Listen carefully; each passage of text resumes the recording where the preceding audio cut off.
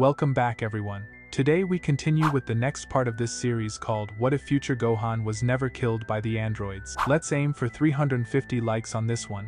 Also, don't forget to leave a comment letting me know if you've enjoyed the series so far. With that, let's begin.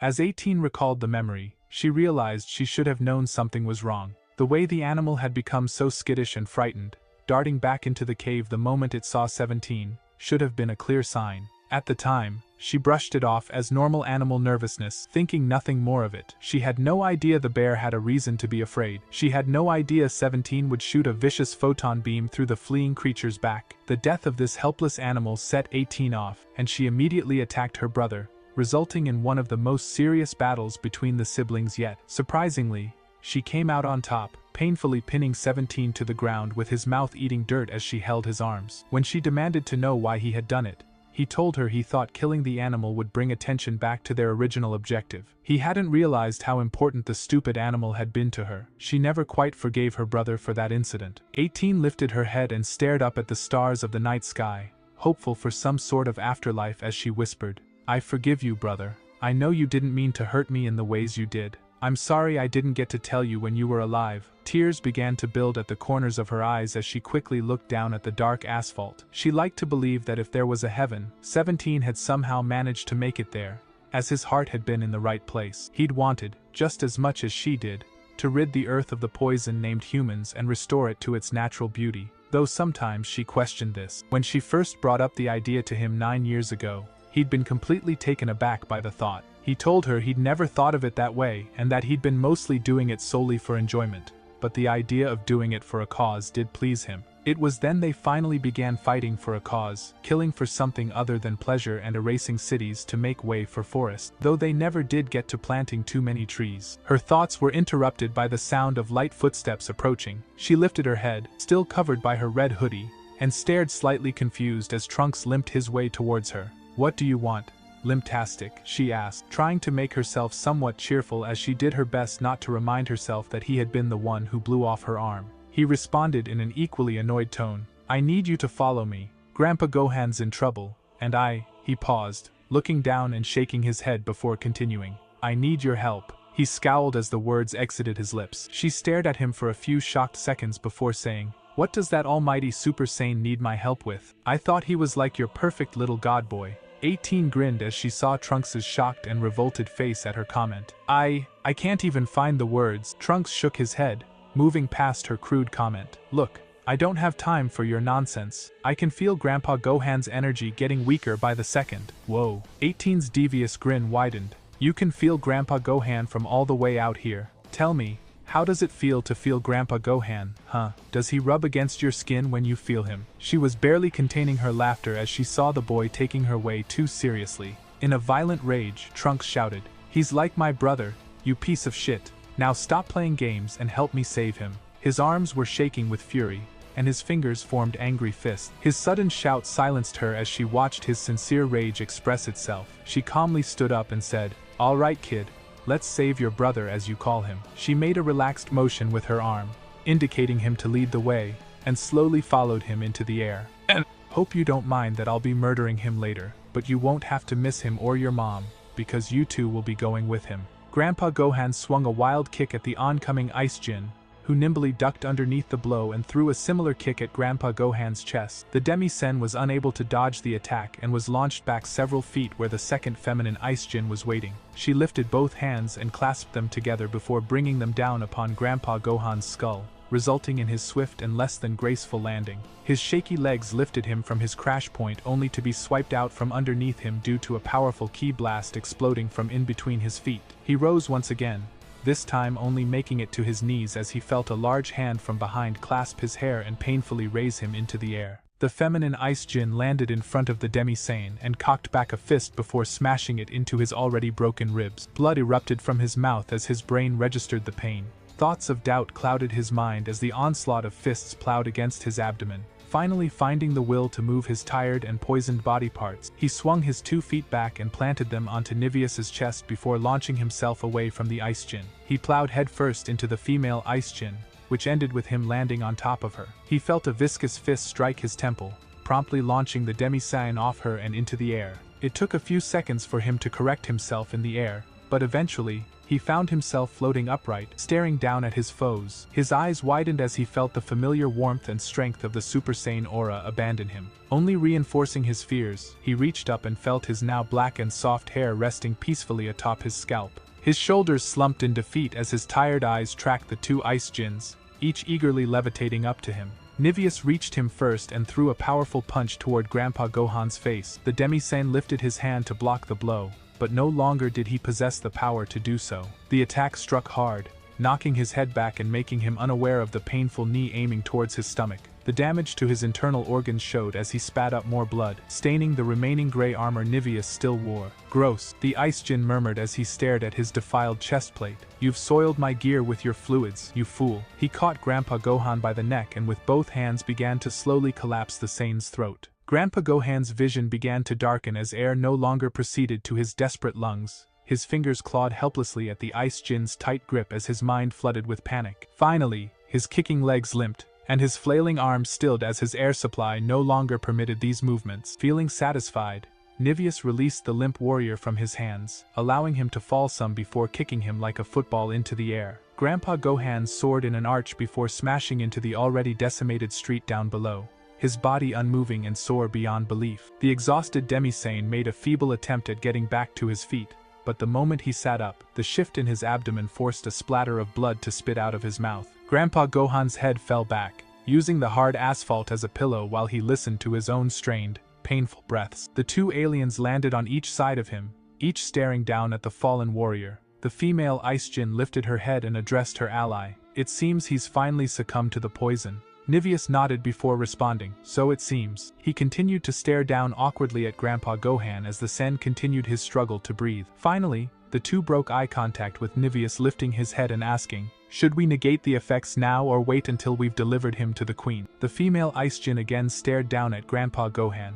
taking a few moments to examine his multiple wounds before saying, "I'm not certain. I can't tell whether or not he'd make it back to the ship before expiring. Tell me again why Hoarfrost needs him alive." Niveus growled and said, "You should call her by her respectful title. It's informal to speak of another on a first name." The female again rolled her eyes, oblivious to the fact that Grandpa Gohan was on the verge of passing out. She responded with a sassy attitude, "Look, you can call her Queen if you want. She and I are friends, so I call her by her name. It's not my fault you and her never hit it off." Niveus snarled at her comment and quickly crossed his arms, turning his back to her. Grandpa Gohan's eyes grew heavy as he continued to listen to their constant bickering. Understanding that closing his eyes would mean the end for him, he fought the foggy idea of rest for as long as he could, focusing on the noises and images he could see. He overheard Niveus shout out the female's name after enough argument went on about names. Her name was Rhyme. Grandpa Gohan tried his best to distract himself from sleep by constantly repeating the names he did know,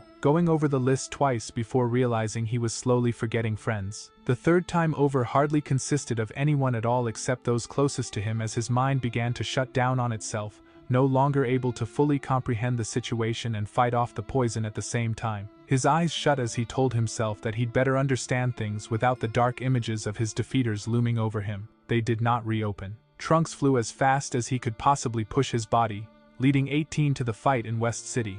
As they flew, 18 often complained, mentioning that she could go 100 times faster than they were going right now and that she'd have already beaten the aliens had she been allowed to get there sooner. "Trunks, seriously, at this pace, Gohan will be dust before we arrive," she grumbled, her irritation clear. Trunks ignored her comments by focusing more on the fight, imagining the attacks being exchanged with every drop in energy and sudden distances between two fighters' energy signatures. He could tell Grandpa Gohan was losing this battle. The young teen couldn't understand why his master was struggling so. He should have wiped the floor with those three by now, especially with his practice at fighting while outnumbered. What else he didn't quite understand was the fact that Grandpa Gohan's key readings were dropping at an alarming pace. Even when none of the other alien key signatures were near him, his power continued to drop as if there was an outside force working against him. "What happened to you, Gohan?" Trunks worriedly thought. The general shape of West City finally came into view, and no longer would 18 be forced to wait. "Let's get this over with," she said begrudgingly as she shot past Trunks, startling him. She moved at speeds that shocked the boy,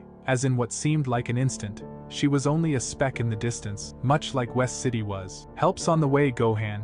Just make it till." It took only a split second to realize that his help did not arrive soon enough. In what seemed like a moment, one of Trunks' greatest fears was brought to life. Over the years that Grandpa Gohan fought the androids, Trunks had always been a bystander. He looked from afar or simply sensed for Grandpa Gohan's energy level from the safety of his home. The teen always felt pathetic whenever he did this. It shamed him that he couldn't help his brother and that he was too scared to act. He always feared that at any moment during the battles, Grandpa Gohan's ki would vanish completely, leaving Trunks the knowledge that Grandpa Gohan had died alone and selfishly. Trunks had hid like a coward. It was this fear that drove Trunks to train at an early age, even when Grandpa Gohan insisted on the boy living out his childhood normally rather than fight. Trunks had always felt horrible knowing that Grandpa Gohan held so much weight on his shoulders, along with a wide wave of disappointment. His master had always taken heavy criticism from those who did know him, as he was the only remaining protector of Earth, and he constantly failed. Trunks remembered how Bulma once told him that in the beginning,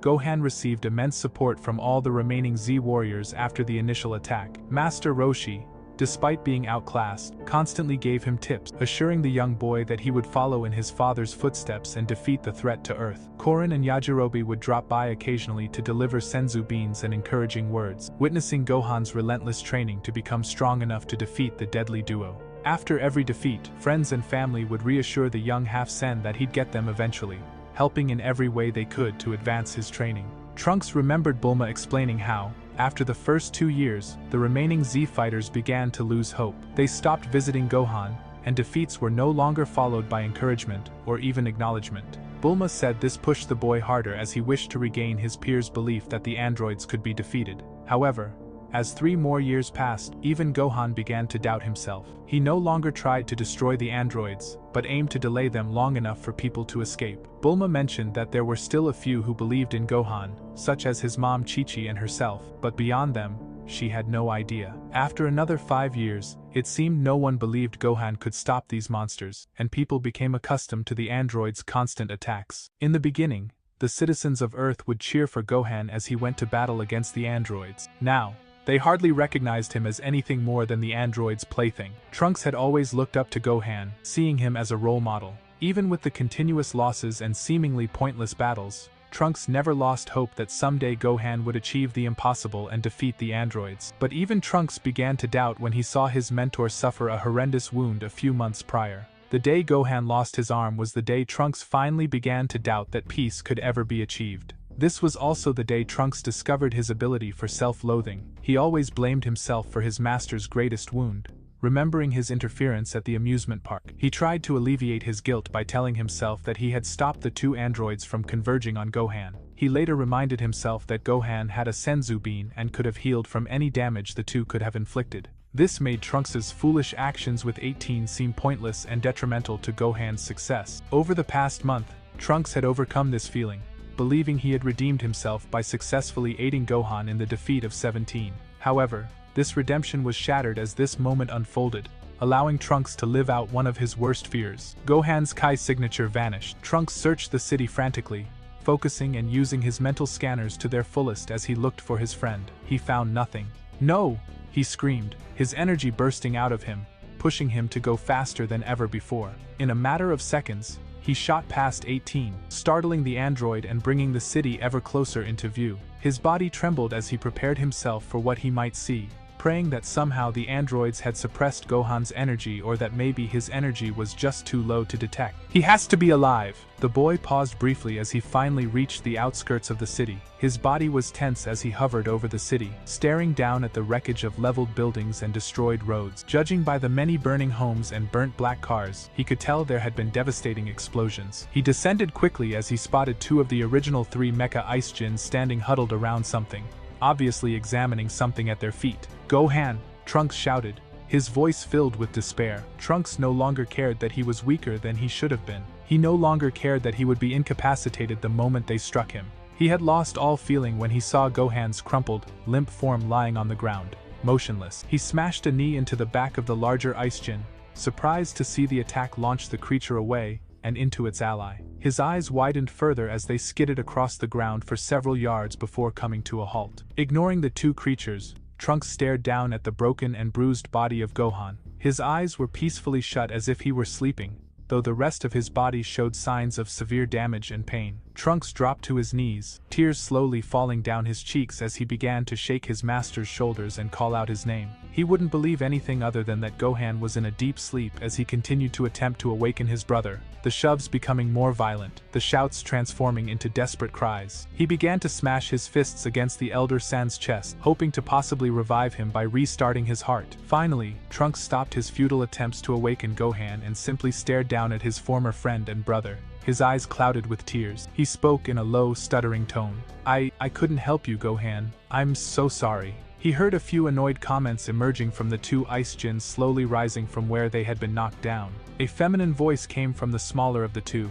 "Gee, I'm tired of getting knocked around like that. When we get back, I'm taking some serious R&R." She quickly picked herself up, brushing off the dirt that had collected on her chest plate. The larger ice djinn responded in a deeper, equally annoyed voice. "I agree. Queen Cold had better give us some time to recuperate before sending us to the next planet." He used his tail to wipe away the muck on his steel suit pants. Trunks' eyes locked onto the larger figure before quickly switching to the smaller ice djinn, dark thoughts filling his mind as they spoke.